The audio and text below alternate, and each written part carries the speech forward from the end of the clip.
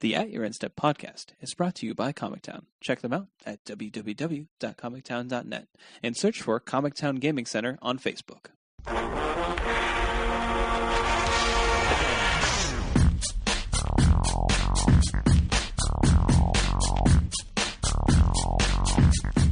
Hello, and welcome to At Your End Step. My name is Morgan, and I'm here with Mike. Hello. Dave. Hey. And Keller. Hey, guys. So we have another fun-filled episode as usual. Just to get things started off, we do have to do this. We have a new contest winner, just for the sheer fact that someone literally did not respect the game enough to claim their prize. And it's for shame. It's for shame. Gotta respect the game. Gotta respect the game. Did not. And it was like the best prize. It was like from the vaults. Annihilation. I don't know if that's the best prize. So you're saying another lucky reviewer has a chance? Correct.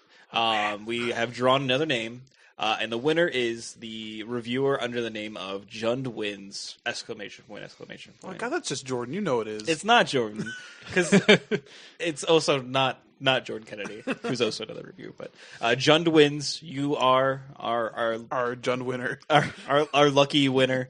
I guess, our super lucky winner, because you literally had to bet on someone not claiming the prize to win. So, congratulations. Your gambit worked out. the long con. Before we move on, I just want to say, I thought it's funny that you introduced Keller as just Keller. He's not special guest Keller anymore. I mean, he's been on enough times. People know who he is. If you don't know who he is, you're not a true fan. Get on our level, I guess. If you don't know who I am, you're go like ahead. everyone else. People who might be a prospective new listener, insult them. That's a good call. I think it's fine. People like verbal abuse. Why don't you cuss at them too, Morgan? No. We're only 2 minutes into the show. You haven't even gotten out of the way yet. That's a trick. I know they like it, though, when I do it, because everyone always laughs when they talk about it later. Are you talking about women? Yes, exactly. Can we listen to that one back? Because I think that joke was perfect.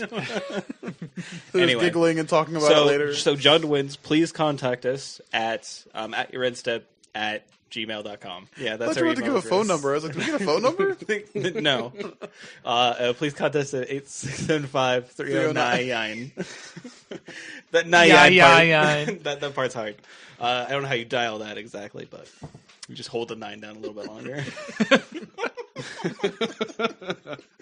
Anyway, so we anxiously await your email. Hopefully you do contact us, because if you don't claim this, I don't know. I'm just going to burn it and make you guys watch. Then you have to pay for it again. I don't want to. Oh, well, then don't do that. All right. Well, let's go on to the rest of the show here. We do have some community topics that we do want to discuss here. First and foremost, and today is Uncharted Realms. Today is Wednesday when we're recording. There was Uncharted Realms, which is the flavor article for WotC's official website.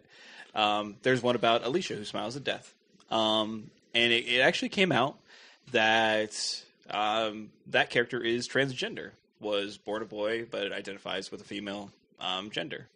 So it's kind of, personally, I think it's pretty interesting for a big company like Wizards, who, makes a game that, primarily is targeted at younger men, teenage boys, stuff like that, into even our age demographic now, to really branch out and do this, because obviously the game has been expanding and there's been a lot more gender diversity within the game.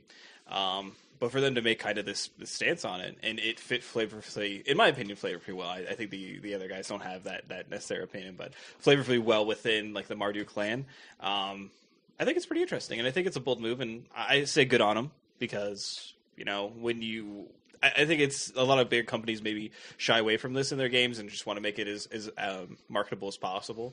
For them to just kind of take this stance, it's pretty good.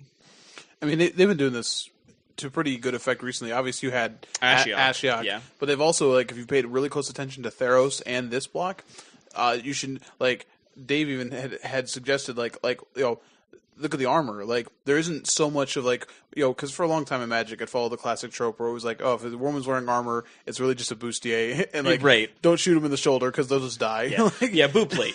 Boot plate. Yeah, because that made sense. But, so now, though, the armor is much more, like, gender neutral. So, like, Dave, you even mentioned, like you wondered what Alicia's gender was based on just that. And it was sort of interesting to see how, like, the armor was so, like, it's good armor. It has nothing to do with gender. So then it makes functional sense, which is, like, I don't know if you want to get into the logic of a game where you can cast spells and have planeswalkers, but yeah, no big deal. This from a fantasy level, this makes a lot more sense. And when you're trying to again, broaden the diversity of the game, like a pretty easy way is to be like, how about we just stop objectifying female gender in armor and everything? Like, oh, you're a woman. Well, you're either wearing tiny little pieces of bikini metal or cloth because you're obviously a spellcaster because that's how this works, right? So it's cool to see those tropes expand. Oh yeah, 100%. And like to even think about how we had a big controversy with like the GP indie playmat that was like just like really like bad objectification of women to like go into now we have you mean like the goblin on the throne with the women crawling around him, right? Exactly. Yeah, I don't know why that would have been bad. I don't understand. And to have like be playing a game where at least lore wise, story wise, there is like a transgender character. I think like it's pretty big steps that Wizards trying to make it actually appeal to different demographics and expand their game, and I think that's good, a good thing to do, and will help keep them alive where other people who are in their same market will not be able to continue to support their game because the market's just going to dry up. People will just get disinterested. But you're always adding new blood when you appeal to different demographics, so it's pretty good. Moving on. So Star City Games, they made their huge announcement. Definitely called it in being like a GP announcement. But it is a GP across the pond. It's they're going to be hosting GP London, which is pretty cool, all in all. It's fairly uninteresting to us, right? I'm not going to go to GP London. I mean, I would love to go to GP London. I can't go to GP London. So. Do you have to get invited like you like for Harry Potter? Do you have to? No, you have to get an owl. You have to get an owl. It's an owl that's wearing a Cedric Phillips mask. Are they making all their... That image is utterly terrifying, by the way. Are they making all those playmats and pins again for this one? I'm not sure. I from what I understand, most of the GP is going to be played on that giant Ferris wheel. Yeah. So that's going to be cool. I think so. So they can only run like 64 people at a time. Yeah, exactly. It's very tiny. It's capped real quick. If a bird happens to dive bomb, take one of your cards. It's exiled. It's carried away. There's a Big Ben joke there as well. I got that one. That was nice. No, I heard it. I moved on. So, and there's also I don't know if you guys have seen this. Channel Fireball and Cascade Games are running GP Liverpool. So they're also getting a GP across the pond. Man, I hope the GP Liverpool's Beatles themed and the GP London is like Rolling Stones themed. And they're gonna have like a old fashioned clash. Oh, I see what you did there. You're making British music humor. It's impressive. Yeah, I'm pretty proud of it. Yeah, you should be. No, he shouldn't be. Wait. So, I mean, who's running it? Star City Games. Who? And Channel Fireball. Who? What? I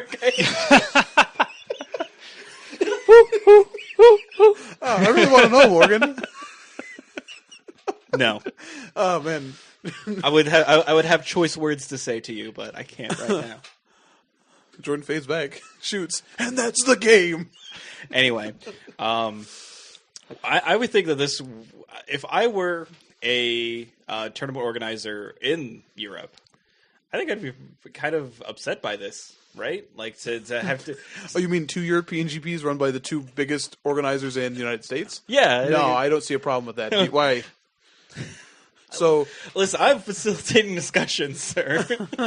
No, I would agree with you. It does seem pretty upsetting for them. I know there's a lot of people pretty much every European GP I've watched, the coverage is always pretty awful. But I know there's a dedicated group that enjoy the commentary of that group specifically. And I will say, like, while I think Star City would put on a better show, I don't think I wouldn't put Channel Fireball above any of the European team. Like, yeah, their coverage is continually bad and fairly racist. That's pretty interesting. They're going to send a Channel Fireball team to Europe. They're probably not going to send Ben Stark. Oh, interesting. Can't imagine why. Definitely Maybe that's nothing you said. Maybe that's WotC's secret plan to get him closer and closer to the area where he'll just be abducted. Berserk's like, England, how close is that to Portugal? Too close. So he'd end up like most Starks. Wow. It's sad. Woof. But yeah, I am kind of tired of like Star City Games being like, we have this huge announcement, and it's just like we're hosting another GP. It's like, this was better than like our huge announcement is. I don't know. You now have to pay more Turtle events. pins. Yeah, turtle pins. I was trying to think of like another terrible squirrel card that could have made like Squirrel Forge Mystic. Yeah. Now they're moving already on have to, that one. to turtles. They have that Did I one. mess up? Yeah. I messed up. They need the Squirrel Mancer. That's Squirrel got to be the monolith. next one. The young Squirrel Mancer. Oh, that sounds horrible. It's just like a bunch of just a giant monolith made of Squirrel squirrels. Walk. Oh man. All right. So we also have the Super Sunday Series that happened over the weekend. So it's a big tournament. So on day 2s of GPs, they run the Super Sunday Series, which is both. They usually have a sealed one or a Sealed modern- and standard one. constructed. Standard, yeah. generally. Sealed and constructed. I've seen it be modern for modern GPs, stuff like that. So they get all the winners of the Super Sunday Series together. They fly them all to WotC, and they have a big tournament, which is both limited and a standard this year. Yep. So the winner ended up being Luis Salvato from Argentina, playing red-white mid-range, or red-white aggro. It's a good choice. I believe so, too. I'm a big fan of that deck. Though we really want to talk about it just for the sheer fact that there were 10 times as many people watching Star City Games than there were watching this tournament at one point in time. And I think the reason is Dave and I were watching Star City coverage, and somebody played a siege, and you can see a guy reach out from the camera and put down a sticker or whatever that said cons on it. And then you go watch the Super Sunday Series, and there's a siege in play, and who knows what it is. Because the commentators aren't telling you, there's nothing on the field to tell you, just... I wish it was actually just a picture of Khan from sorry. That would actually have made me feel a little bit better. But the indicator is nice. Yeah, I agree. Like it's just the quality. And WotC never has the right tokens. They're always just They're actually at their headquarters. They're always just ad cards though, because advertising that's important. We all need to know if this 1/1 flies or not. But go to your local F&M. We're Magic able to Online. buy tokens that we apparently don't have. Yeah, it's awkward. I mean, I completely agree. So there were but there were good players. Like there were names here with Tamahara Saito, Seth Manfield, Adrian Sullivan, Matt Costa, Margin Liebert. A bit of work on that one. Yeah, whatever. Marin, Yeah. Liebert. Liebert. Ken Yukihiro, Joel Larson, like people that are prominent and are well known. Yeah, definitely had some marquee names. So does Sullivan get on camera there? And does he do his? I actually haven't paid attention. Does Sullivan do his card thing on camera too? Oh yeah, probably. Oh, is upside down? Yeah. Oh, yeah. Oh, of course he does. Oh, yeah. Well, that would drop viewership by a couple thousand. Yeah, no joke. Yeah. What is this guy doing? I hate everything I'm watching. X out. Yeah, I honestly I think they did a really poor job of actually promoting this event. Like we didn't even talk about it last week because I didn't even know it was happening. I didn't even always put it in feel the show notes. Like the Super Sunday Series is. I knew it was happening. I just didn't care. Yeah, I just don't care about it. Like I don't feel that it does anything. I would rather watch Week 1 of Standard at Star Cities, especially since it's a GP-esque level tournament now. Yeah. Kinda. I feel that I'm going to gain more knowledge about the metagame from that than I would by watching the Super Sunday Series any day of the week. Yeah, I know another thing that they actually did, and I didn't watch too much of the coverage from Super Sunday Series. It was pretty much like in between rounds of Star City, I would go over and see what was going on. But I guess they were showing in round 4, they had 2 O3 players on camera, and it was just that's two what I guys wanna that see. you really haven't even heard of. It's all right, I guess. Were they at least playing interesting decks? Or I believe it was limited too. So yeah, that's what I want to see. Yeah, the players both doing poorly and playing limited. Yeah, Oh, and man. let's also point out that that's another thing too. I'd rather watch constructed over limited every day of the week, and that's pretty much any person. Unless I get to watch the draft. Yeah, as well. watching a draft is different, but it's just. Yeah, in this tournament, I mean, obviously it was first week with Fate Reforged legal, Right. and it was a 9-round tournament, and they only had 3 rounds of standard. It's just like Ridiculous. I don't know, like maybe have like modern and standard, and if you then play maybe one of these- draft or something. If you play one of these Super Sunday series, the way they work is that you play a standard round tournament plus a round. So it's like Swiss plus 1 to get to a top 4, and then you go those top 4 of that in the limited event draft, and that's how you win. So meaning the player who won this, he may have had to draft, but more than likely half the people here had to play 10 rounds of standard before they could do this. But the final event is 3 rounds of standard. Oh, okay. Cool. That makes I sense. want to watch Saito play standard. Oh no! Just watch him draft a couple times. I'd rather watch that. Yeah, that was fun. Definitely had like a weird format too. I believe the first format that they played, the first 3 rounds, it was like half sealed, half draft. What? So they got like 3 packs of just like packs that they got to look at, and then they drafted after. At least Star City gave us a weird video to try and figure out their stupid format. Oh man, yeah. I just no. This wasn't the premier tournament. Like, good on people who qualified for it and got to go and got a free trip and got to compete in it. But no, this wasn't the premier tournament of the weekend. It was definitely the Star City Games tournament. Mainly because like you have the commentating team of P. Sully and Cedric they're really good. They've got it down. They have the best chemistry. They have genuine chemistry like you would want from someone watching like a premier sporting event or something like that. So I would rather watch that, just even if it was like Legacy or a format that I'm not necessarily as invested in, just because I appreciate what they bring to their jobs, basically. Yeah, and they do it every weekend, Yeah. and then during the week they're playing Magic Online to prepare themselves Yeah. for it too. So Yeah, 100%. So it's unfortunate. Like, but this is something I feel like we've always harped on in this podcast. It's just like Wizard coverage is sad, Star City Games Yeah. coverage good. They still haven't caught up. No, so. it's And sad. if you listened to us ever before, you'll know that my favorite person to listen to on camera is Randy Bueller. I love watching him get on camera, and while there's a match happening, talk about Necropotence again. It's great. I love every time it happens. It's great. If they could just team him up with Mike Flores and they could just talk about the 2 Pro Tours they almost did well in, I would have a Necropotence and a Napster battle. Oh man, it'd be great. I could die happy. Yeah. And I also die of sheer boredom. I like it when people, like when you talk to the guy who was really popular in high school, and that's all he likes to talk about too. That's my favorite. This is Napoleon Dynamite. But I could throw him over those mountains. I could play Necropotence over the mountains. Oh, Uncle Rico. Oh, Uncle Randy.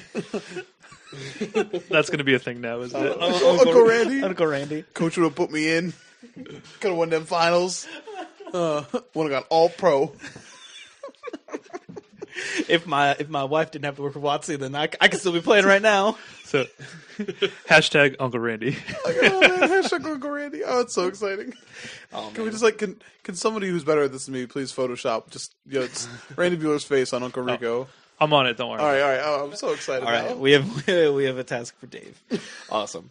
So let's go ahead and move over to talking about maybe some of these tournaments that happened over the weekend in the competitive segment. So apparently I'm at the top of this list because there was a PTQIQ. Gosh, that's PTQIQ. PTQIQ. Papitikuk. Oh man. But I don't even think I could do that again if I tried. It sounded like you were just like riffing, like beatboxing. That's what it was. all right, it was a pre-TQ/IQ at Comic Town. Jordan and I attended. I top 8'd. Jordan did not. He missed on breakers. Oh, see, when I showed up to Comic Town, Jordan wasn't there. So Yeah, he was there, and then he went 3-2, and then he left. yeah, that's what I'm saying. He was gone by the time I got there. Exactly. I went 3-1 and got to draw in the last round to top 8 because 5-round pre-TQs. That's how it is. I mean, that's a sweet spot. Yeah, it's pretty sweet. The one we had to Karos was what, 6? It was 6, and it was like 50 something. Yeah. So I was playing red white. I was playing the exact list that Brad Nelson had posted in his Gauntlet article the last week, and it felt pretty good. My only loss in Swiss was another red white list. So Game 3 definitely got me. Oh no, Game 2 because you two owed me. Game 2 definitely got me with a game. No, Game 1. I can't. My memory, it's not good.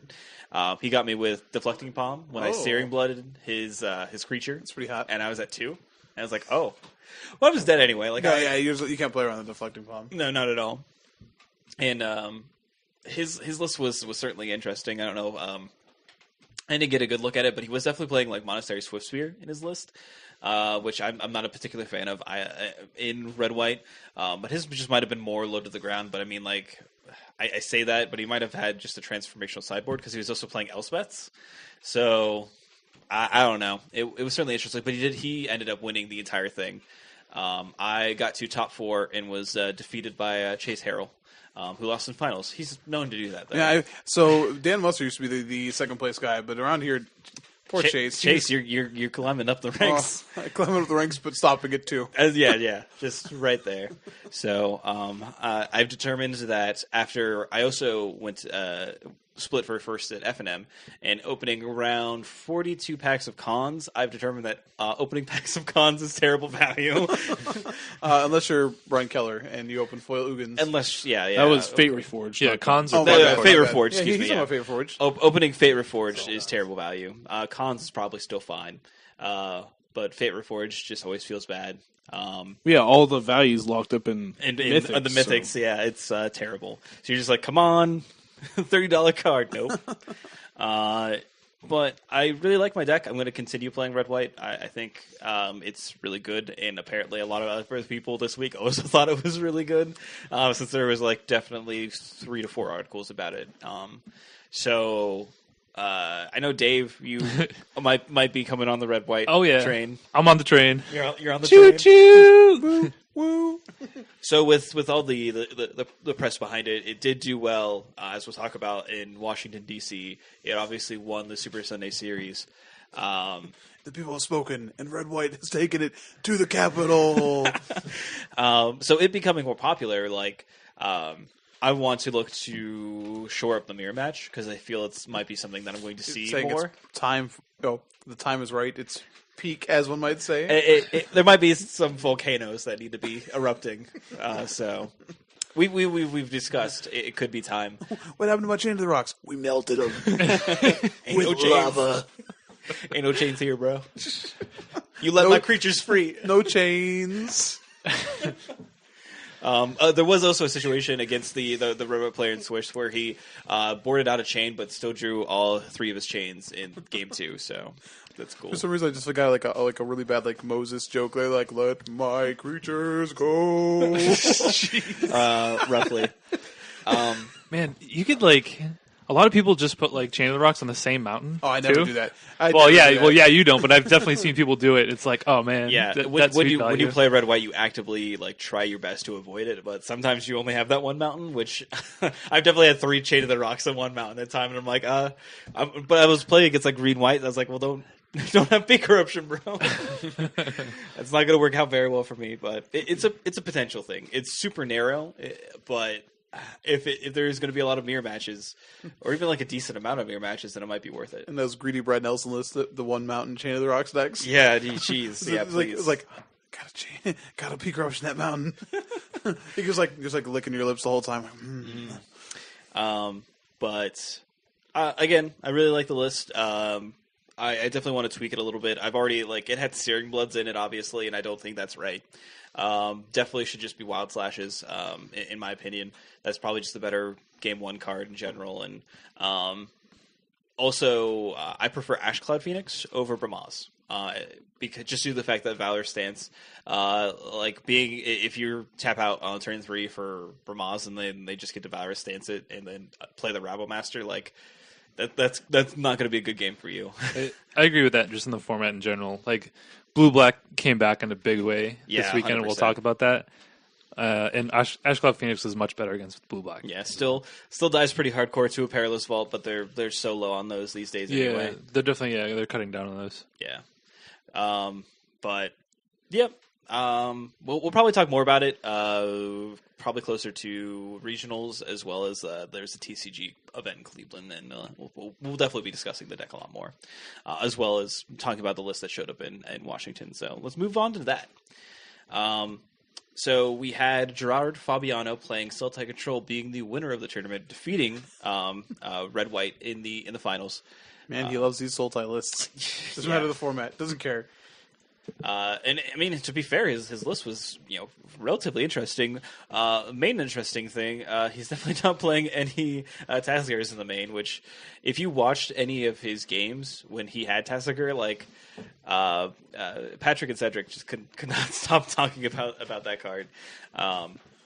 He's bananas. He is very much so bananas. And with the way that Gerard has constructed his deck, it works really well. He could definitely selectively delve a lot of his cards away and make the draw card immensely better than it would be in potentially other lists, like comparatively to Dan Musser's Abzan mid-range list that also top-aided. I think it also had Tassigar in it, right? He had like one Tassigar main, Right. Yeah, But it's not. It can't be nearly as good than it can be in Gerard's deck with all the delve that he has. yeah. Gerard was playing like pretty much like the ideal Tassigar deck for standard, and Including Rakshasa I'm Secret. going to Yeah. challenge that. This is a good deck, but this is week 1, so you're not going to Yeah. tell me that he's playing the ideal Tassigar deck. It's built well for it. But no, I'm saying like to abuse Tassigar, like it has Okay, so many delve cards. In I it. would just I was content ideal is like we have not solved the format yet, sir. Okay, yeah, I'm not saying like the deck can never be beat or anything like that. I'm just saying like if you're going to play Tassigar, like this deck can take advantage of the ability Agreed. of Tassigar No, I don't better than disagree anything there. else that I've seen. But there's some cards in this like it's Gerard Fabiano, but like there's some cards in this list that are a little like Rakshasa Secrets like in the main, just like That card is unbelievable. Yeah, it was good. This deck unbelievably good. felt like it's just unbelievably good. Yes, Mind Rot, unbelievably good. Mind Rot is unbelievably right good. because I think of it as a terrible card, and it was really good. So it was unbelievable. It was It fine. was- It was okay. I literally could not believe it was it. fine. I I cannot guess. believe it. If you had Mind Rot, add 2 mana, that stays in your pool. I Is guess that good? Yeah, I guess. better. Yes, So- correct. You have identified that it is better. So Mind Rot Crew Fix mana. No, it- Yeah. Yes. It felt like he was playing a week 6 deck against people just playing week 1 decks. His deck looked really good, really tuned. I don't think that's true. I think Gerard Fabiano as a player can make any deck look like it's a weak 6 deck against most other players. Because he knows, even this deck, he knows better than everyone else. But I'd like to see where this deck goes forward. Like, I think it's fine. I think it's a good deck. Like, I don't even want to say fine. It's a good deck. But I don't want to sit there and say, like, this is, something that's hyper-tuned and like something like Rakshasa Secret. It could be good at multiple times, but Mind Rot is still Mind Rot at the end of the day. Like, is the format going to remain? Like, it even said, like the key card in the Abzan matchup was like, oh man, well, he's playing Rakshasa Secret. Like, cool, and he's playing Abzan Charm? Like, is this what you want to be doing against each other? Like, it seems pretty weak. Why you gotta be a hater, Mike? I'm being realistic. It's week 1. Like, can we not jump on the hyperbole train for all of this? Like, oh my god, he broke the format. Well, yeah, he broke the format. It's a brand new format. Thank There- you. there you go, I Morgan. appreciate it. I had to think for a second. Oh, there, I 'cause know. it was- I looked at your eyes. You were going to say it. I mean, again, I'm not saying this is like the best deck ever and that like it's not going to change and this is pretty much just the list now. But like, if you watch any of his games, you had to be impressed. Like, he didn't just win the tournament; he dominated the tournament. Right, Like, no, I it was agree. Not I even mean, close. and I think you have to take some of that to the fact that this is Gerard Fabiano, and when he builds a deck like this, the guy's. I mean, look at what he did with Legacy with a similar pile of cards. He knows how to sequence. He knows the cards to look for. So I feel like this is a much more personal list, and I feel like this could. I think it could be better, and I think it's going to have to shift with the meta as we go forward.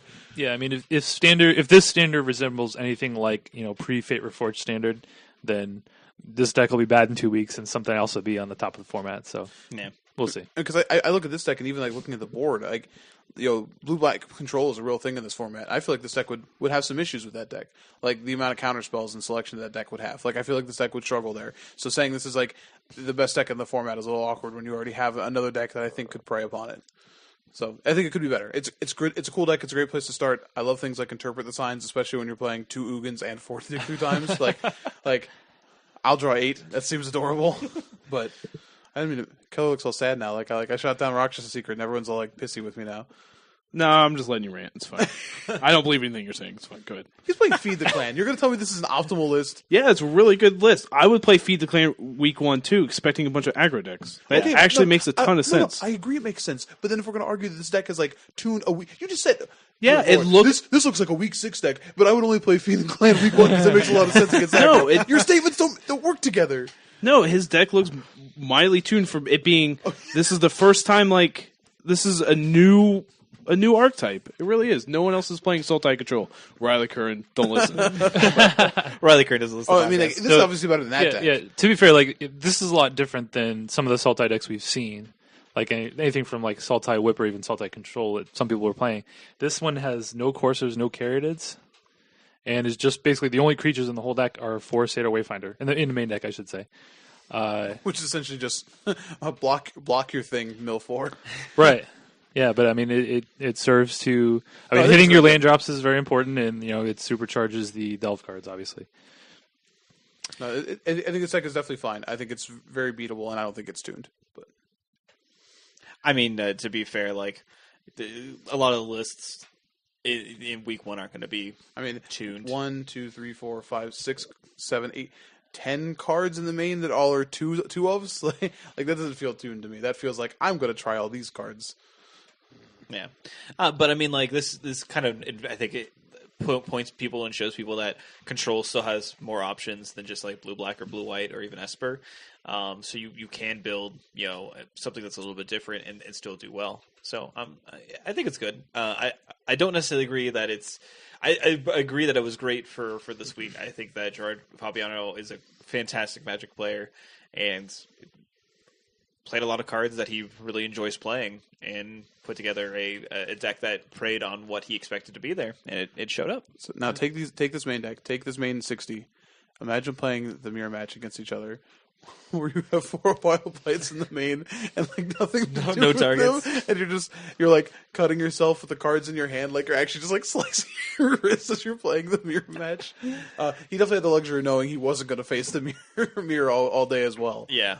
I mean, like you said, the closest thing that he might have seen would be like blue black Control, and then he might be a dog. Still against might be that cutting matchup, himself yeah. with wild plate. Like, I had all these. So we did talk a lot about red white aggro as well. Danny Goldstein was the second place in the tournament, and his list is obviously playing a fair bit of new cards. Actually, a lot more than what I would expect to see. He has the full playset of Monastery Mentor and like the weird one of a Soulfire Grandmaster. Also, his two. So you're saying the 2 top decks were both playing Tassiger and Monastery Mentor? Yes. Oh. Roughly. So, can I ask a question about you guys about Soulfire Grandmaster? Because like even when I was trying to like look at, because I'm like building tokens, like there was that consideration of playing like, well, do I play 3 Seekers and like 1 Soulfire Grandmaster that has like the ability of being like a really cool top deck late in the game, but like. I think Seeker is just so good that I don't think Soulfire Grandmaster is worth it. Like, what do you guys think? Do you I really think the enjoy Miser's Seeker. worth it? Yeah, I think Seeker is much better right now. I was not impressed with what I saw of Soulfire Grandmaster. Like every time it was in play, it just didn't do anything. Keller, what do you think? I think it might be worth just trying for another week, Just to see.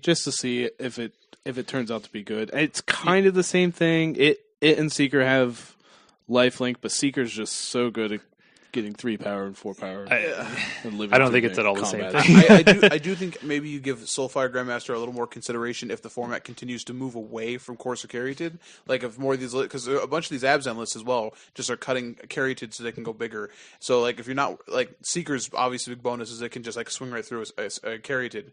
If you're not that worried about that, then maybe Soulfire Grandmaster is fine. But I don't know. I agree with you, David. It just feels odd to me because I feel like Seeker is good enough to always want to have Seeker on turn 2. Yeah. And have a markedly worse game plan when your opening hand is six okay cards in a Seeker versus 6 okay cards in a Soulfire Grandmaster. Like I feel like there's a huge difference. Mm-hmm. I mean, just so even if the format moves away from like Courser Caryatid, then I don't know. Like, still, Seeker still seems great there. It's like, okay, so I don't have to worry about. No, I mean, I yeah. agree, but like, I guess I don't know. Maybe I'm I trying to understand, like, construct a scenario where I want Soulfire Grandmaster. Sure. that isn't me drawing it off the top with 6 lands already in play. Yeah. Can I put a rider on what I said? I'm never going to play Soulfire. Okay, well done. okay. I'm Well always fair going to play enough. Force Seeker the way in my Jeskai decks. Yeah, but like- I do see the appeal of playing it. Yeah, Sure. I Seeker that too. I could see playing Soulfire Grandmaster as like the 5th or like 6th Seeker, but I would play 4 4 Seekers Seekers before first. I play the first. I think I Soulfire. would Yeah. agree with that. I mean, and I think that like Soulfire or Grandmaster probably like flourish maybe in like so. Dave, you played Red White Burn a lot previous format. Yep. Would you play Soulfire Grandmaster? Probably not. I mean, that deck only had Pyromancers and Chandra's Phoenix. Right. Yeah. And even like a sideboard card. Maybe. I mean, is it even good in the mirror though? Because like just you dies, cast it and yeah. they just kill it, and then Sure, but I mean, then it's not. but it's the same as Young Pyromancer at that point, then, right? Like, and Young Pyromancer is just better. Yeah. I don't know. I don't see. I agree with you. I want to construct an environment where Soulfire Grandmaster is good, Right. And I'm having a really hard time doing it. Exactly. Like for my basic understanding of Magic, that's maybe where I would want to see that card where I just have a ton of burn spells. But if it's not even good there, then I don't know what would make it good anywhere else. So. Maybe the format has to not have Seeker of the Way, and then it's a fine 2-drop by itself. Oops. It's probably not gonna can't actually happen. I don't think Secret of the Way is gonna get banned anytime soon, guys. But yeah, not while it's being mentored at the monastery. yeah, no. So this list also had collateral damage as a 2-of in the main. Trying to for- laugh too hard here. Come on now. Card's not good in my opinion.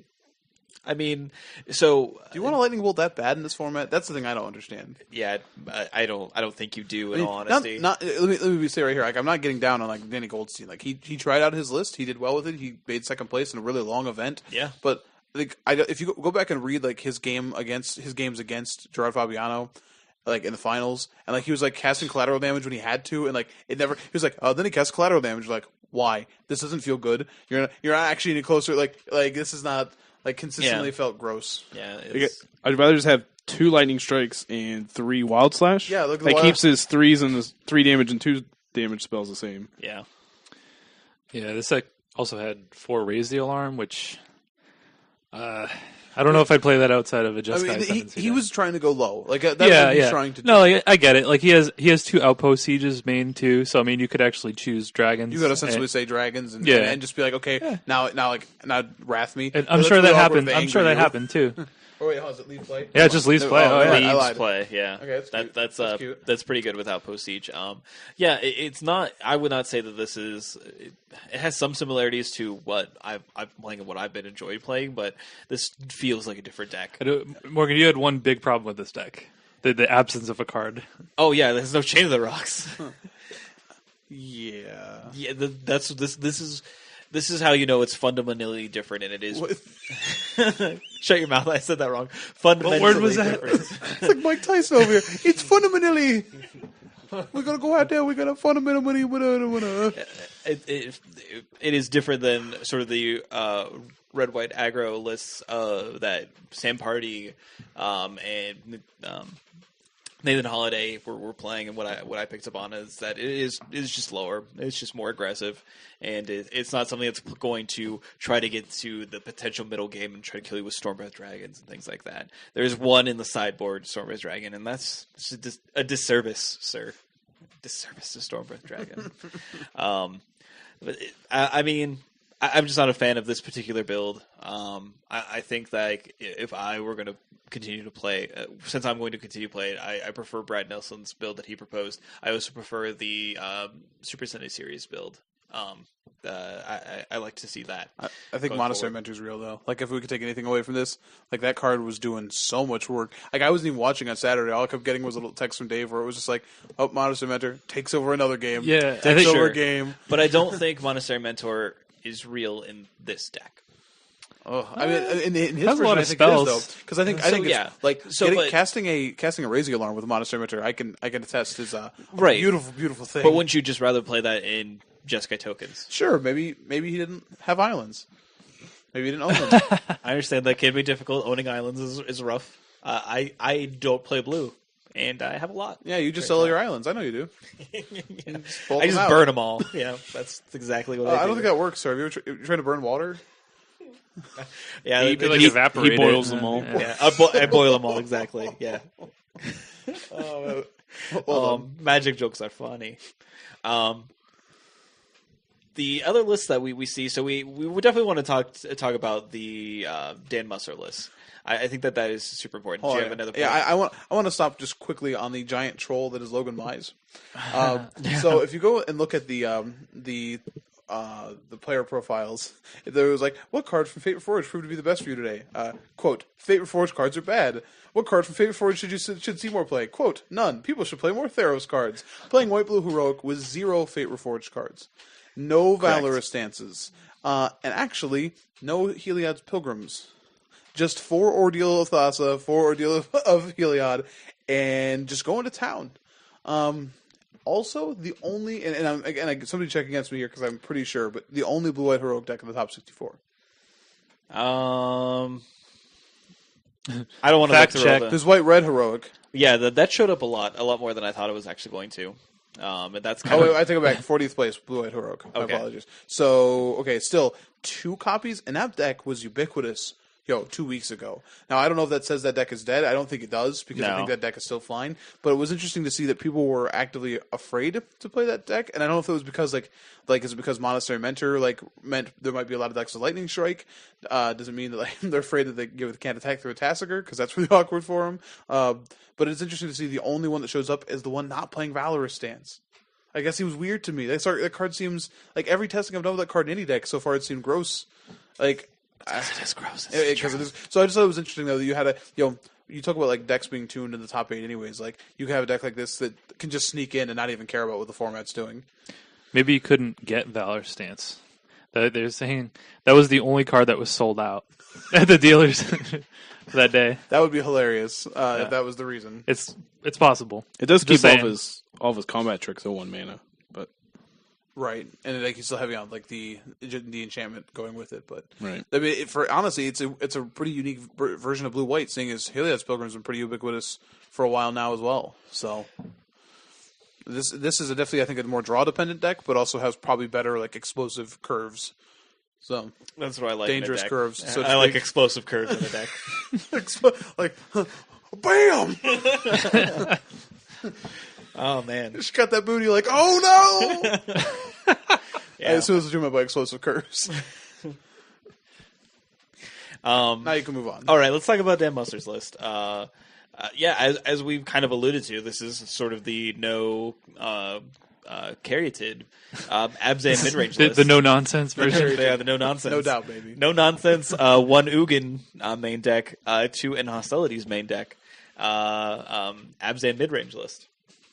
And I don't really find this surprising as mid-range slowly sinks into this starting to feel like a control deck. That's now you're tempting to get that moniker placed on you with how late I think you're planning on going in this deck. I do think an interesting replacement for Caryatid would be Seda Wayfinder. Really? Yeah, I mean, he does run one Tassiger and 1 Murderous Cut, and there is another Tassiger in the board. I mean, I'm not saying that's the only reason why, but you're also, so one of the things that if you reading about this deck and watching it play, because he wasn't the only one playing it. Steve Sabin is also playing this list. Ruben. Steve Rubin. Steve Rubin, Sorry, yeah. I don't know. I said Sabin. Steve Rubin. I don't know. Also, he's top 20th or something like that. He did pretty well with it as well. So in these mirror matches, they expected some bigger decks. Ugin was you're out if they got really far ahead. So so you just don't want so dead draw. when you're playing you end up in a mirror and you're well, I'm going to play the Sada Wayfinder, so I got my 3rd land drop, and you mill your Ugin, and you're just well, my end game is now much less threatening. My read the bones are officially worse. I feel like the card has good value, but I think when you're playing one-ofs like this, I don't know if I could do it. Yeah. Okay, no, that's definitely valid. And then so there were a couple of Abzan aggro lists. Hunter Nance's was more of a traditional list. Did have Tassiger showing up, it being a very popular card for the weekend. But that being looks like his only new card. Not experimenting with the Warden of that first tree. Warden of the North. Yeah, sure. Definitely not the north. Definitely in the desert. The North Desert. the northern desert, duh. That's a tundra, sir. And then we have Oof. Andrew Boswell. Andrew Boswell, yeah, the Boz, as it were. The Wizard of Boz. And he was playing 4 Wardens of the First Tree, as well as 4 Soldier of the Pantheon. Remember when that card used to be good? Man. Yeah. It had 4 main deck Valorous stance as well. Yeah. He was very valorous over the weekend. I can get behind that just because I really like the card. But with his build, you could definitely feel that he's definitely trying to go under a lot of the slower decks that he expected to see in the format, which I don't think it was like a bad choice. I didn't really see him play, so I didn't know how Warden looked on the battlefield or anything like that. Does anyone have any experiences? So I said Ari Lax's article detailed all the feature matches. Yeah. And he said every time Soldier of Pantheon was cast, it was just terrible. Like, it was really bad all day. Yeah, I expected. So, like, Caryatid may not be as prevalent in the format. It still does exist as a Magic card, and Soldier of the Pantheon, not a big fan of the Caryatid. It's just awkward, or the too. Courser. Like, because you can't, like, even Anafenza it. Like, you can't even attack with Anafenza and put a counter on it. Like, Nope. it just got such... You can't Abzan Charm to make it bigger. You can do nothing with it. It's Yeah. so weird. It's not, and Offense is like, "Hey, do you want this?" And Soldier's like, "Nah, Don't bro. look at me. Don't make even- eye contact. Just no, I'd rather not. I don't. You're a stranger, and I don't like it. Strange Bad Major. touch. Strange Bad touch. Major. Kind of name is Anafenza. And then, so we do have like a couple of we have Ollie and Trolley showing up with a Salte ramp deck. Yeah, we got to talk Shocker. about this a little bit. Shocker. This deck was insane. Him playing a ramp strategy. Definitely had 2 Ugins and a Garrick. Garrick saw a lot more play than I thought it was going to see play partially ever, but definitely this weekend. He was dropping that axe. Yeah, he was like, you no. The reason, so the interesting interaction with this card, and I thought, it was summed up pretty well, was that, so if you played your Garrick before they cast their Ugin, they have to -7 to kill Garrick with Ugin, which kills their Ugin. If you play Garrick after Ugin, then you get to +1 and kill Ugin. So it does seem like if you're going to play Ugin and you're expecting Ugins, then Garrick seems fine to invite to the party. Though I have to say it's a flavor fail because there's no way that Garrick could kill a pre-mending walker. He's just like a guy going with his axe. And Ugin's like, I'm a giant dragon that can literally create worlds, but whatever. I'm dead now. Sarkin's just like, it's like, just go with it. He's got some mental issues. He hasn't been right for a while. He's like cursed and stuff. It's bad. It's bad in the future. I don't know what to tell you. You'll see. I was like, oh god, is he summoning pigs? He's summoning pigs now. Don't touch them. Don't. They're bad. Bad bacon. Oh, there's a bunch of swine coming at me. What do I do about these? I don't know. I'm sorry. Cook them? I don't know. I'm sorry, Ugin. Boil them, mash them, stick them in a stew. So let's get back to talking Little about ghost fire chili. let's get back to talking about this ramp deck here. So some Perlite Ancient action in the main as well with some Hornet Queens and Frontier Siege. Yeah, Frontier Siege. This is actually kind of a breakout card that like I didn't really expect to see too much of. Somebody trade for mine, please. I have a bunch. Do you want them? I don't. This card had already been talked about a lot in things like Mono Green Devotion as being another mana generator and stuff like that. So I'm not surprised to see it as being a mana generator and also kind of a combo with Hornet Queen potentially. Yeah, like you probably don't do that very often, but it is kind of cool that you could set that up where it's just like you could. There's some cool bluff mechanic where you could just be like if you're already ahead anyways, you could just be like name dragons and then just like dare your opponent to play into the board, like knowing that if they play a Hornet Queen, they're just going to wrath you. Like so, there's some cool play to that. It's probably like really like corner case, but it's kind of cool that you could do it. Yeah. One cool thing that I got to see was he had a Frontier Siege in play, added 2 on his first main phase, and then delved a few cards to cast Tassiger. Second main, added 2 green, and then used Tassiger's ability. Yeah, that's pretty. It's a nice little mana sink, to use, which, obviously you're going to have that extra mana laying around. I did see some matches with this list, and sometimes it went well, and sometimes it just kind of did what ramp decks do. Sometimes you drew like worst fears against mono red aggro. Yeah. You think that card makes it next week? Because Ali Andrazi was quoted as saying, "I just really wanted to cast the card." Yeah, he's like, it was in my sideboard for a while, but I was like, I really wanted to cast it. Yeah, So I just put he's it like, I never get to cast it when it's in my sideboard, so I just put it in the main. Which, hey, you know what? Cool. That's fine. Whatever. I think it's not surprising to see him come back and play something that he's obviously comfortable playing, which is a big old ramp deck. Such a format, though, where this deck can just casually play 3 7-drops. Whatever. 4 7-drops, and then 1, 2, 3, 4, 5, 6, 7, 8 technical, 8 cost to got your cards as well. That was such a sweet Three actual 8-drops. No, 3 actual 8-drops, yes. Yeah, that's where we're at in this format. And then the only Jeskai list to actually show up in the top 8 was a Jeskai aggro list. Mike's favorite. I mean, they obviously listened to the ads and were able to use the Abzan advantage. Yeah, 3 copies in the main. They got that advantage though. Man, Really doesn't like coursers. Really doesn't. really like not. I a guess fan. not. Like, Yeah. I can't imagine these were that good for him. Like, I'm sure there's some tempo plays where it felt sweet, and I'm sure there were some times where like making your like Mantis Rider a 4/4 was sweet. I do also like the fact that you can technically bolster your Stormbreath Dragon with as an advantage. Yeah, in theory, So- that's your only creature. It is possible, Yeah, but I don't make know. that guy 5/5. So I think Also it's- playing Shaman of the Great Hunt. I think it's interesting to see a burn deck, like, and I say a burn deck, but essentially, like, a tempo deck like this this has more creatures than some of the other ones used to, but, you see these giant ramp decks, like, I'm going to play these Ugins, and it's nice to see at least one deck in the top 8 where it's like, well, I'm going to Jeskai Charm you till you die, so good, and I don't care if you cast an Ugin at all, actually. I'm going to cast a bunch of these 4 damage spells, and we'll see how long you last. Yeah, and along that line, this deck has a lot of haste. Oh, so yeah. all their, Oh, yeah. their Crux of Fate and Ugins, this gets right by that. Right, Well, exactly. and you have Stormbreath Dragon, too, to make Crux of Fate really awkward. But, Yeah. He said the Shaman of the Great Hunt was awesome for him. With Goblin Roundmaster, I bet it was. Yeah, so... Jeez. Even with Mantis Rider, like, if you're like, turn Yeah. 2 Mantis Rider, turn 4 Shaman, like, if Mantis Rider's getting in, like, Mantis Rider's not too bad as a 3/3. Mantis Rider's a 4/4 or more.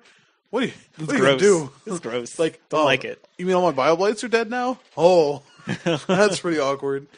Oh, man. You know what still gets it, though? Chain of the Rocks. It's a good card. You should play it. Oh, it's a little awkward with the Abzan advantage, isn't it? And that's No. the Abzan It's advantage. the Abzan advantage. It's target player, though. Right. So So, they can just target you. never mind. I don't know what that. I don't know Yeah, what that it's the means. This sounds like the old Celebrity Jeopardy. The letter to. The letter to.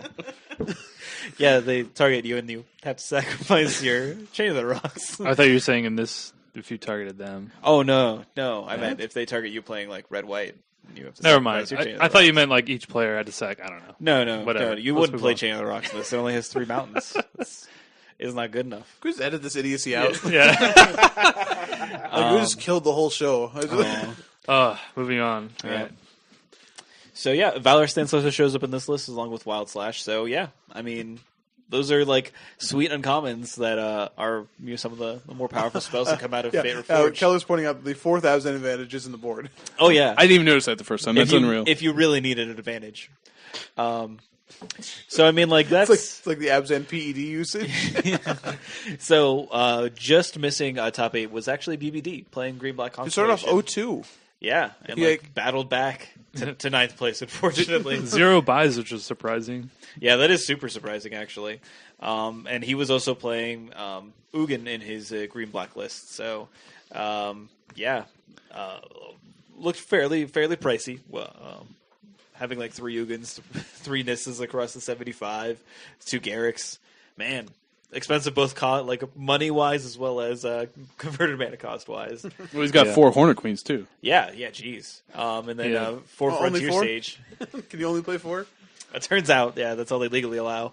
Now, this was the list that actually like all of the Star City guys played. Yeah. So like him, Chris Van Meter, Brad Nelson, all play this. It's a green black constellation deck essentially with 4 Frontier Siege.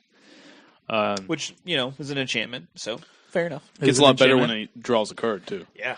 Yes. So it was Kills interesting. your opponent's creatures Yeah.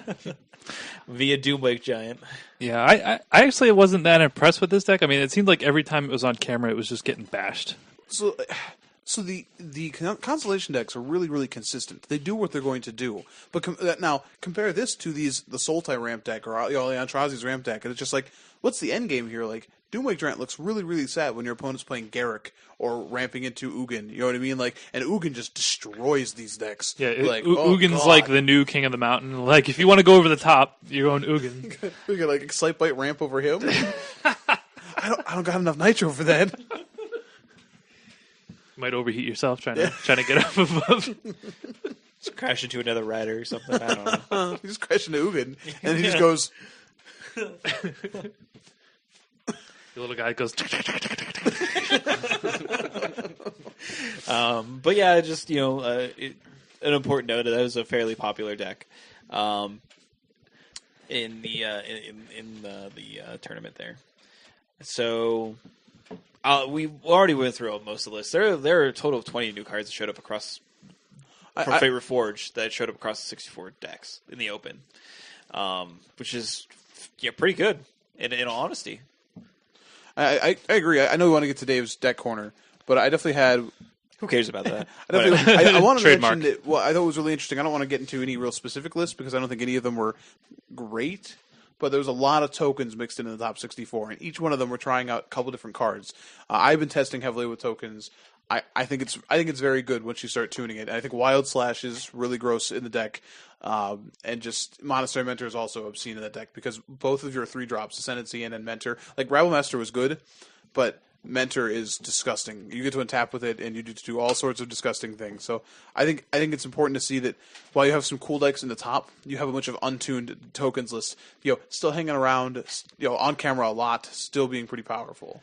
Yeah, I know Tom Ross played a version of this with kind of The a bunch fun of of- the fun ofs. a bunch of pet cards in the main, so it was not really a tuned And list. Soulfire Grandmasters. Yeah, and he finished pretty well. He finished 13th. Yeah. I would argue this is the same thing as what I said for Gerard Fabiano, though, where this is more Tom Ross knowing how to play the deck than it being a really good list. Right. Yeah, I mean, I fully believe that Jeskai tokens will be back, and you're still going to see lists at your local tournaments and stuff like that. Like, the people are going to be there with it because just the sheer fact that Jeskai Ascendancy is a very powerful card, and combined with multiple token makers, which we have in the format. So Right. This Tom Ross deck definitely showed off Monastery Mentor plus Jeskai Charm and just how much life gain that is. And with Jeskai Ascendancy, he had 4/4s gaining life, and Yeah, like having Monastery Mentor plus Jeskai Ascendancy in play, and like all your guys just getting like double prowess essentially is just just absurd. yeah, that's why I wouldn't skimp on your anti-token cards, your Scouring Sands. No. Get rid of them. They're not or good. your not playable. Anger of the Gods, or your Wrath spells. But I feel like things like Scouring Sands are actively just worse now because now I do you have agree. full It Wild is a Slash concern. where it's like now you have a mana up. Well, I'll do this. Like, oh cool, I'm going to Wild Slash and trigger my Ascendancy. It's like, Yeah. oh, you have 1 mana spells to use. Like, oh well, that's awkward. yeah, you don't have to trigger your Ascendancy, just the It's monks have the prowess. yeah. Yeah, So- it definitely is far more awkward, and then specifically for a deck like Red White, it's harder now to have good answers to tokens without having cheap and efficient removal like Wild Slash or Magma Spray. So there's one more deck I wanted to talk about quickly though before we can go to the corner. Sure. I think it's on here. It's a 59th place list. So Oh man, we're going going deep. down. going down that cavern. This is Bant Control by Christopher Smoot. Oh, yeah, I knew you were going to talk about that. I was like, Band there's Control. no Mike's sideboard. probably going to want to There's no speak sideboard to for this list. I don't know if they just didn't post it. He just didn't have one. Let's be fair. So I want to talk about this deck because this is an interesting way to go about building. With Frontier Siege, it's a little bit different than the Sultai lists. Frontier Siege with counterspells seems really interesting because if you have other spells on your turn, then you have an easier I'm going to have my Caryatid and my Frontier Siege help me cast this Kiora, and I can keep Dissolve up. And he has 4 Kiora, by the way. So you want to talk about ramping? That can help you ramp as well. Man, good thing that card's going to come out in the dual deck because it's clearly on fire. She's got a wave behind her. I don't understand how that. I just yeah. Sea Price-wise. monsters won't let her stay on fire for long. Do I have to make another Boyle joke? But I also think it's interesting, like that, like even like cards like this plays Aether Spouts and in hostilities, so it's got a lot of that stuff. And like so, this I don't think this list is like amazing or like super tuned either. But I do think it's interesting, like an interesting way to build an Ugin deck where you can use the mana efficiently and you have a lot of wrath effects, and then like once you play an Ugin, you can hopefully if you can protect it for a turn, then like it's really going to be really hard for you to lose the game with this deck. So I'm not a huge fan of playing a lot of end hostilities and obviously like Caryatids, but I think this is interesting to look at a color a non-con tricolor that is obviously playable. So just it caught my eye. It's obviously not as far as Seek Sphinx's Rev deck. May they rest in peace. But Oh man, It's interesting he's only playing 3 of 8 possible fetch lands. yeah, and he's playing all 12 temples. So you'd be playing like I thought he'd be playing more forests than he is, to be quite honest, because it seems like if he wants to wrap into Ugin, then Nisa and Ugin obviously big friends, but Yeah, they're BFFs. like again, this list is I don't think it's perfect, but if you were like saying like what other control decks could you build, like here's a place to take a look. Yeah, another viable option to at least start. But from I and would see definitely if build a it's sideboard. Like if I.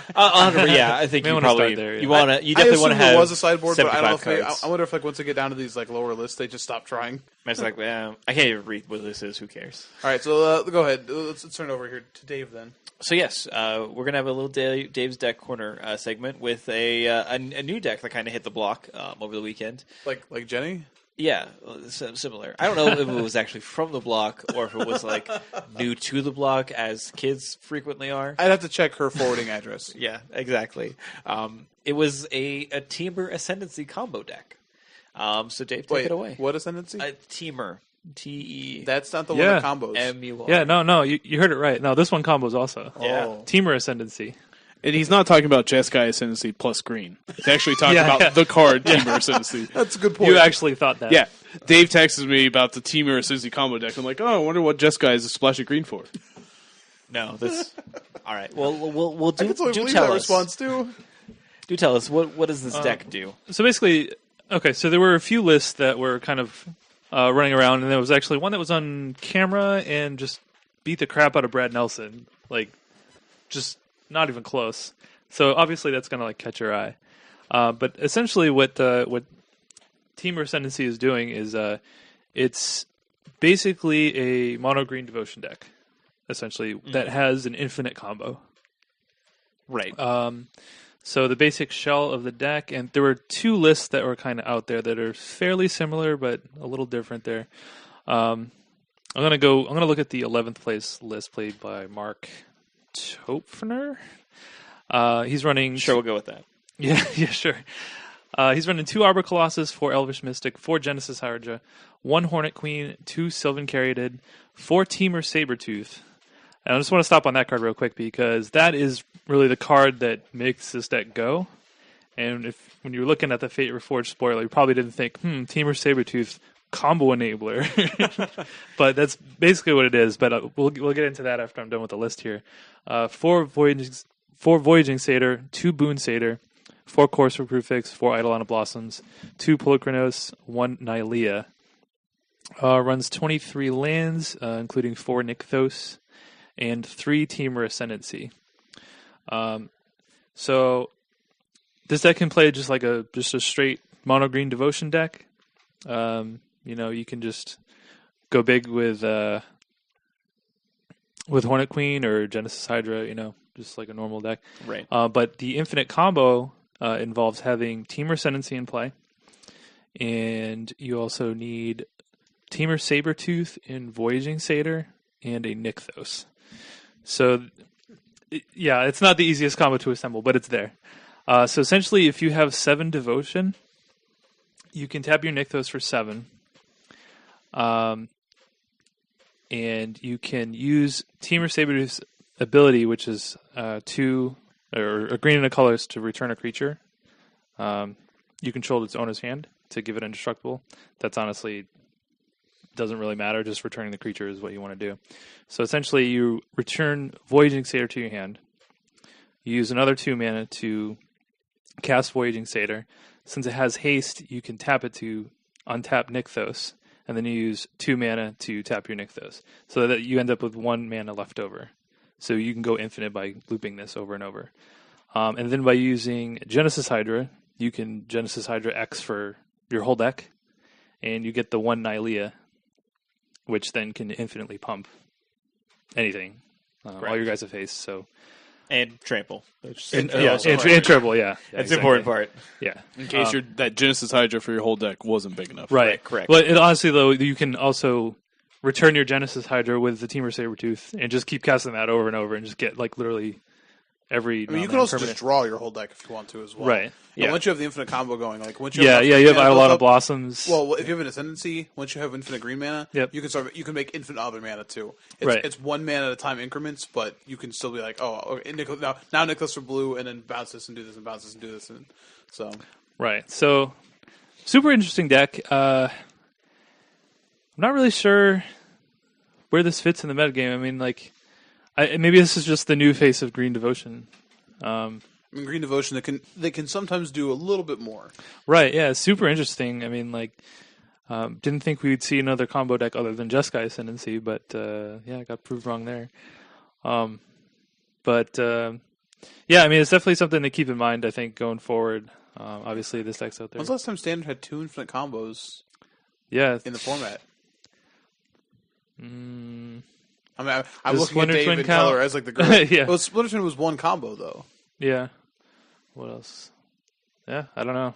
I mean, I guess when Splinter Twin was a combo, I was playing like Mass Polymorph combo, so I guess if that counts. That counts, yeah, sure.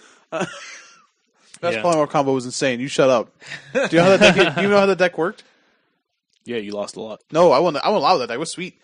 You Mass Polymorphed into Terastodon and double Massacre Worm, and you blew up a bunch of their guys, and then you Massacre Wormed them, and then they lost a bunch of life, and you won the game. Sure. Magic's sweet, and you know it. Oh, man. You would enjoy casting these cards in conjunction with each other.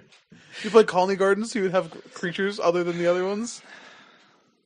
No. All right. Anyway, so I think it's best to think of this deck not as a combo deck, but as, Green Devotion that has the ability to go infinite. And I think people have to respect that. I mean, like I said, when it was on camera, it just beat the crap out of. And Brad Nelson was playing the, just that black-green constellation with Frontier Siege, and he just had no answer. He just had no way to interact. The deck isn't fairly interactive, in all honesty. So I agree, but this deck is probably pretty good against non-interactive decks. Yes. Well, that's what I'm saying, though. Like, you have to have. I feel like you have to have at least a plan, even if it's just a race or something. Right. Any sort of interaction. It should be noted that haste in any of those matches where you're both trying to just pump out threats. Yours with haste are insane. Yeah. And the interaction between Genesis Hydra and Teamer Ascendancy, like if you hit an Ascendancy off of your Hydra, so that comes into play first. Yes, and then your Hydra resolves. So you get to draw a card and your Hydra has haste. And it is disgusting. Sorry about that. There. That's fine. So Yeah, Teamer Sabertooth also just triggers that. Yeah. Just casting it. And, you could just bounce other 4-power guys over and over if you want. I mean, it looks like a better combo deck than the Jeskai combo because there's not a bunch of just bad cards. These are all just cards you would play in a green deck. And even if you have the Ascendancy out, we've given plenty of examples where even if you're not comboing, it's still fine. Polychronos, still a win condition. Very much so. It's cute that you can just wrap their board with Polychronos. That's with a little really leaf of mana that you're generating. And then later, if you already have a monstrous Polychronos, you could bounce it. Bounce it back, yeah. It's cute. It's adorable. So adorable. Yeah, it like I said, I mean, we're just naming off all these different scenarios that could come up. So I feel like, the deck, it feels like it has a lot of play to it, and we'll see. I mean, this could be. It's cool. I think it's cool that it exists, and people can still come up with something, and how an innocuous card like Teamer Sabertooth can actually enable a different kind of archetype to exist. Right. Now there was another player playing. The person who was actually on camera that I saw was Joey Page, and he was playing very similar list. He had a little bit more blue. He was playing Singing Bellstrike in the main, which can also combo. Yeah. He was playing Karametra's Acolyte, which is the tap to add a green for each devotion you have to green. Yeah. Singing Bellstrike is the one that taps your creature, and then you have to taps a creature, and then that it's creature's okay. control Yeah, has to You pay can put it on 6. your Karametra's Acolyte, and then like, Right. more devotion more than 7 at least. Yeah. then Right. you can infinitely. You tap could go infinite that way. Yeah. That seems a little too cute. Like you said, like this one has a few more of the bad cards that aren't that great outside of the combo. But yeah, I mean it's 2 different lists are out there. So Yeah. we'll see where it goes from here. Awkward that it probably doesn't sync up well against things like a Rabblemaster. Like if you have Rabblemaster back to the removal, then it can't kill it. Like it actually can't. Or like Monastery Mentor can't kill it. No. Can't do it. You're going to be able to keep that Monastery Mentor around. Like So there's definitely ways to beat the deck, but it's cool. I don't know. I think it's cool to still see one of the oldest archetypes in the format. That has been around through a couple format changes now. Get something a little new. It gains 1 card and it completely changes. Hey, buddy, you've been playing Devotion since Theros first came out. Here's a new toy. Have fun. It's cool. Go for it. Yeah. You sounded so much like JP there. It wasn't even funny. That's weird. It's a weird thing that happened. Anyway, so enough of standard for right now. Let's talk briefly about the Modern IQ, since that format is, a brand new world, as it were. Oh, new world. It was won by Boggles. Sorry, guys.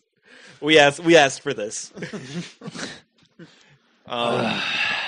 So that is a deck that still exists, and a deck that definitely gets better due to banning. That's like the only reaction you can have. It was won by Boggles. I guess.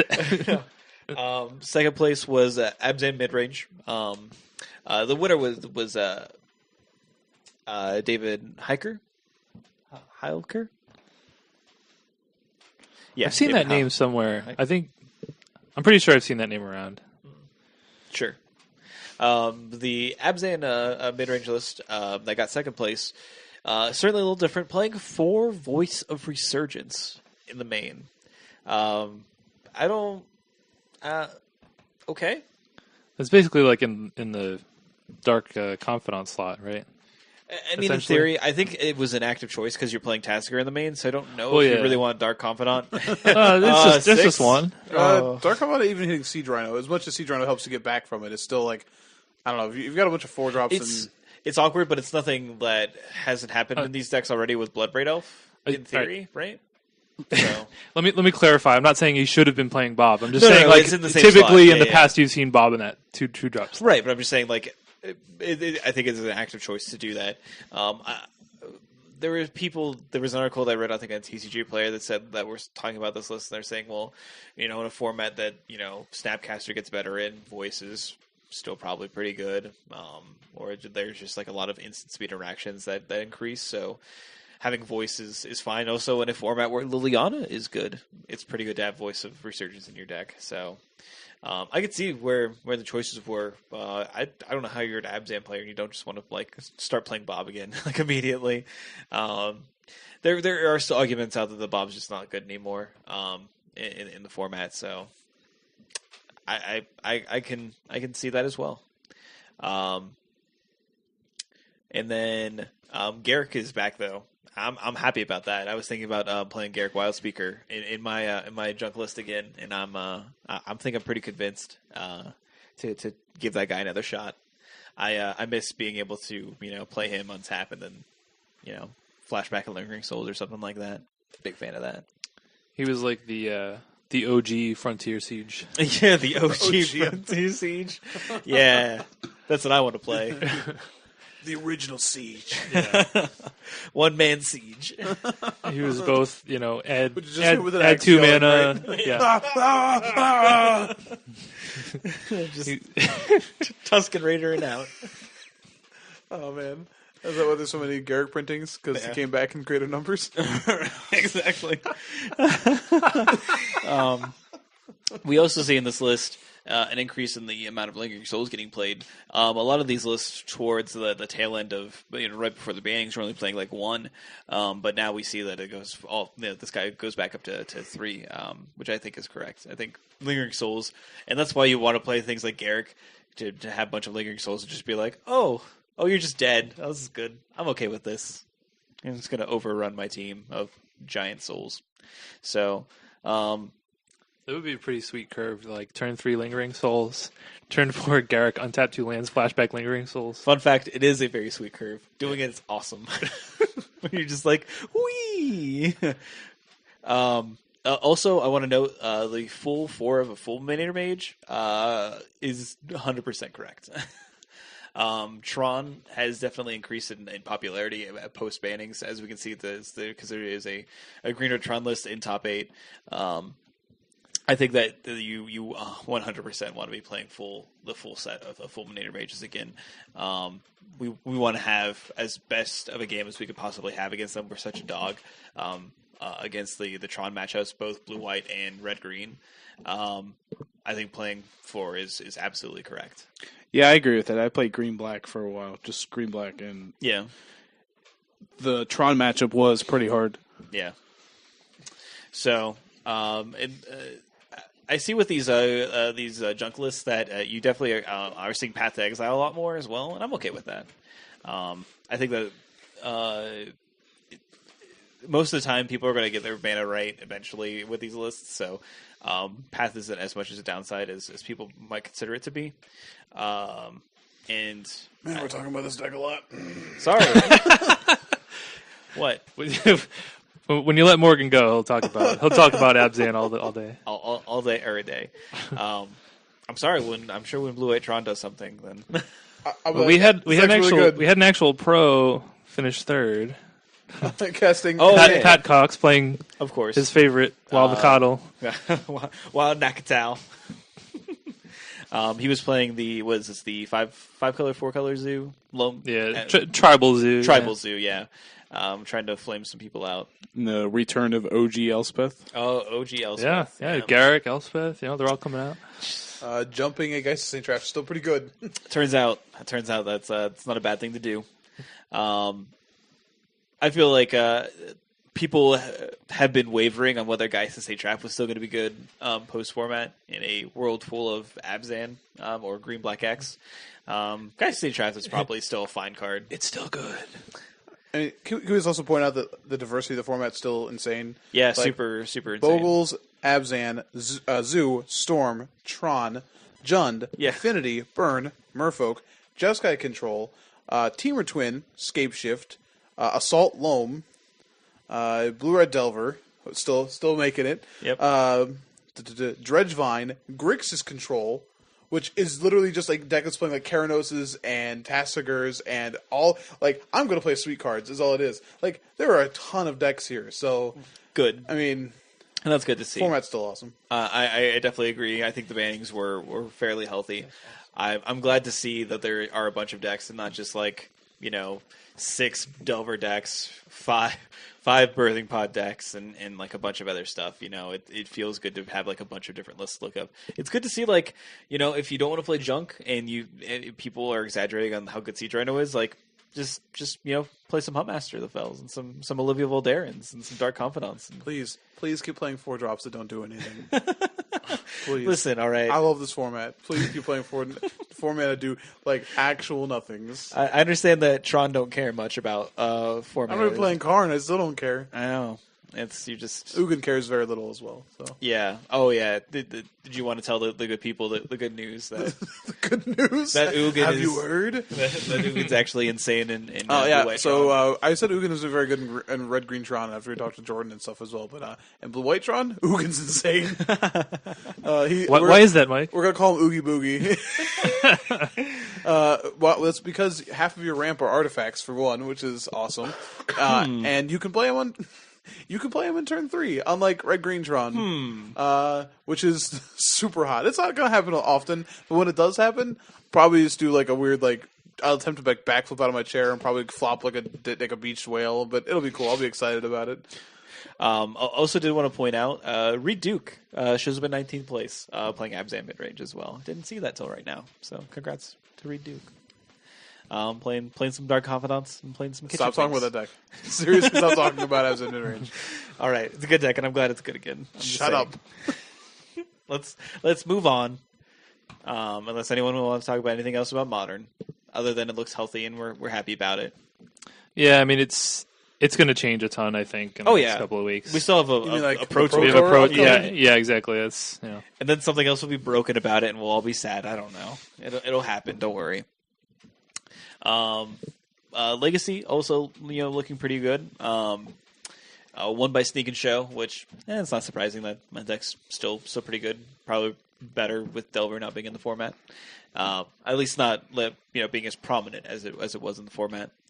But we do see some other things show up, like Mike, I'm sure you're happy about Shardless Sultai being Charles a thing. is back. And Rug Delver with some classic strategies of Stone Rain you to death. Keller and I, we were testing some Legacy the other night, and he definitely was like turn one, like Nimble Mongoose. I was like, oh man, that card must be playable again. That's a card again. Oh my god. Yeah, Multiple cards in this deck have all of a sudden become playable again. it's crazy. Wasteland. Wasteland, Stifle, Noble Mongoose. Yeah, so with the points that I got from the IQ, as well as me going to just showing up and signing up for the regionals on the 7th, I will be queued for an invitational, guys. It's shocking. I know. We got there. we got one. We got one. It was a hard journey. You're not saying that quote Yeah. correctly. Huh. We got one. Yeah, correct. So if I go to Richmond, I have to play Legacy. So that's a thing. So we have one more person on the cast that's trying to queue. That's true. Right? Yeah, I'm going to go to Indianapolis this weekend. I need 6 points. You can do it. It's achievable. Indianapolis plus regionals plus maybe Baltimore for that last point. man. Oh man, Ooh. Grinding. Yeah, if You we do need realize you to. could probably find an IQ that's a lot closer than Baltimore. 100%. Yes. But Baltimore is the modern one. That's fair. That would That's be going to be sweet. sweet. 3 formats, 4 weeks or whatever. So you guys are gonna have to help me out with Legacy. Well, there's an Abzan deck. There's Just play an Dark Maverick. Yeah, Dark Maverick. With Abzan in all we definitely formats. proxy that one up too. That was playing 0 Green Sun Zenith, 4 Living Wish. Yeah, I saw that. And Keller couldn't beat it. So I had multiple hands where I'm like, I'm not doing anything. And he's like, well, I can't win. I'm like, all right. Interesting. But that'll be. I have not. I've played 2 sanctioned games of Legacy in my life of time playing Magic. So Sounds like you need to dredge. Just No, I don't want to also be that guy. continue not playing Legacy and just crush everyone. Just not play Magic at all. Okay. Yes. Yeah. I don't know. That might be over my head. In a lot of ways, more than one. So That is fair. Instead of learning a new format, you learn a new game. The game is how to play dredge. and as much fun as that sounds, it's funny how many green-black cards are played in Modern as well as Legacy. So that's probably up closer to a realization for me. Might just be sleeving up some Jund and trying to play fair. I'm done talking about these decks. I'm not even kidding. Moving on. Anyway, so we have a fun segment. We have Going to Turns, the return of Going to Turns. Papa Keller here is going to be the judge, The Juge. the juge. So it'll be Jory. it'll be me, Dave, and Mike all against each other to see who wins. Probably not me. All right, so we have our timer, and Keller, yes, we can get ready whenever you are. You get to pick who goes first too. All right, we'll just go around the table. We'll start with Morgan. Oh, good. Do you all answer the same question, correct? Yes. Yeah. Okay. Yeah. We'll And start we with have, Morgan. we have 20 seconds this time. We've cut it down since there's more players. All right, the question is, do you think we will see a new one-drop aggro deck, or will aggressive decks remain like the slower Abzan and red-white aggro builds? I believe that it's super hard in this format to really have a one-drop aggro deck. I mean, even though we've already discussed how Courser and Caryatid have fallen a bit out of favor, this is week 1. If there was going to be one, it would be this week or next week. But as far as one being prominent, I don't think so. I don't think it's going to happen. Yeah, it's not. Okay, Dave? I don't think we'll see a new one-drop aggro deck. However, I wouldn't be surprised to see an old one-drop aggro deck do well. Like Mono Red, Boss Sly, I think, has a place. I mean, especially you're seeing all these like just super rampy 8-drop decks. It could really punish those type of decks, and I think we saw that a lot at the SUG Open. Mike? I actually do think a new one-drop deck could exist, though I guess you could argue it's old since Mono Black Aggro was a thing. But I think there's a Warriors deck that could exist. There's so many white drops. The mana might be a little tricky in white-black. You're playing a lot of mana confluences. But I think the difference in that scenario is we don't have burn, but if the ramp decks are going to go all in on like Crux of Fate, Thoughtseize seems very good. So I think a deck like that could exist. And plus, you get to be like, Warriors, come out and play. I'll be carrying 2 glass bottles with me if I'm playing that deck. Yeah, just ding. Will you just hand them to your opponent and be like, could you actually just tell Warriors to come out and play and cling these bottles together, please? Award your point, sir. Well, I kind of like all three of your arguments, but the most I was thinking is kind of this was the week you would have saw it.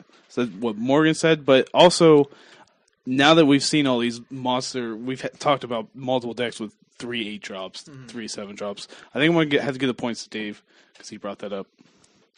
I almost had it, guys. I mean, I did too. It was just after him. Oops. All right, Dave, you can go first on this question.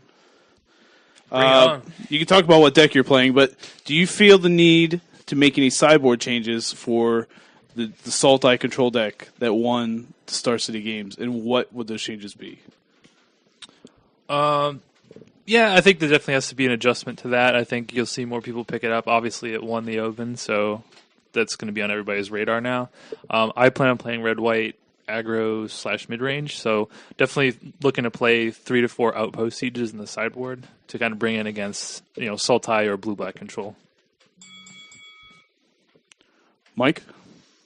So working on tokens overall, I definitely felt like we originally had worked on, since that's the deck I'm working with, we had originally worked on a board plan that went into the Jeskai Tempo deck, which I don't think really feels that good anymore. I feel like going back to negates and disdainful strokes is where I'd want to go, or if they're going to try and like overpower me with an 8-drop, then I'm going to do my game plan and disdainful stroke their big spell. And Morgan? With red-white, you always seem to be the dog against the control matchups. It's similar to like the Mardu problem, how it's just like not where you want to be. I think Ashcloud Phoenixes still will help against control. I don't know if it'll necessarily help against the Sultai control and Gerard Fabiano's specific build, but that's where I'm going to start and see where we go from there. And Okay, I like Mike's answer. I like the negates and the disdainful strokes, maybe in a token deck splash in the blue if you need to for that. Question 3. What do you think is the best home for Monastery Mentor? And did we see that this weekend? Oh, I get to go first? Yeah, you get to go first, Mike. Oh, man, I'm really excited about this. I've been brewing hardcore with variants of tokens, and I think I'm not the kind of person to go out and say I broke it, but I'm really excited with my build. It's playing tons of 1-drops and playing Defiant Strike, where I think has been a card that's been absent from a lot of the Jeskai decks. The tokens deck specifically. I think Mentor is going to be obscene with Ascendancy, making both of your 3-drops again brutal. That's where I think it is. So, no, we didn't see it this weekend. Thank you. Go ahead, Morgan. No, I don't think that we saw the best deck for Monastery Mentor this weekend because I think it's Jeskai. I think Mike has it right, actually. Something with tokens, I think, like, again, having powerful 3-drops that always make an impact is where you want to be with that deck. I don't think you want to be 2 colors with it, especially not red-white, in my opinion. Okay, Dave? I don't have too much different to say than what they said. I do feel like if you're playing Monastery Mentor, you definitely want to be playing. You want to lower the curve and play more cheap spells, and that way you can play it on turn 4 with a spell as backup. So Jeskai's probably the best, but it could also be like red-white with Chain of the Rocks or something. So I'm kind of new to this. What do we do if you guys all answered the same? I'm pretty sure Mike wins that one. Just because you went first? Okay, that's fine. Yeah, so I lost to Dave because he went ahead of me. Yeah, all right, that's true. That's fine. All right, Morgan. 2 Sieges saw top 8 play this weekend. Which one do you think is going to be more successful going forward?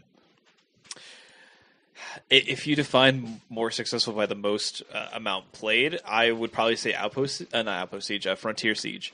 I think Frontier Siege is probably the best siege for what it does and how many copies you want to play, which is more than 2. So I'm going to say Frontier Siege. Go ahead, Dave. So I'm actually going to say Outpost Siege on this one. And the reason for that is because, like I said earlier, I do expect an uptick in the control decks.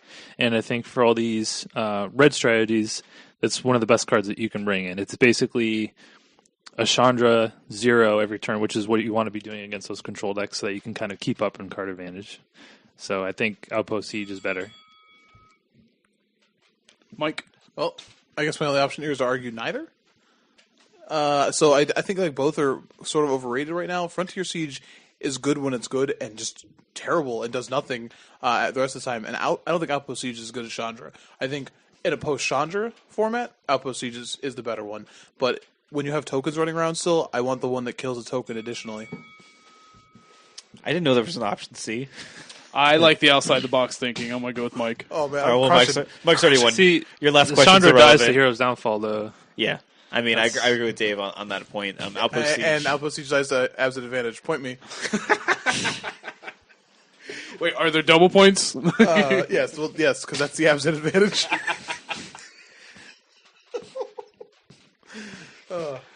Final question. Who do we start with? We start with Dave. What card were you surprised to not see in the top 8 this weekend? Seeing as I can't win anyway, let me try to think of the most ridiculous card possible. I don't know. Jace the Living Guild Pact. Should definitely see more play because Delve. Because Delve. Yes. seems like a bad monastery siege. Oh, man. All right, Mike, if you can follow that one up, go ahead. Keller, you know what the answer is. It's Jeskai Sage. How did that card not top 8 already? Like, I want my burrito, damn it. That's all I want. Just want a burrito. Like, what does a guy got to do to get a Jeskai Sage to top 8 and get a burrito? It looks like it's like sheathing up my sword here. I'm just like, well, time to go bust some skulls. All right, Morgan, I'm just going to let you know you have a very big hill to climb.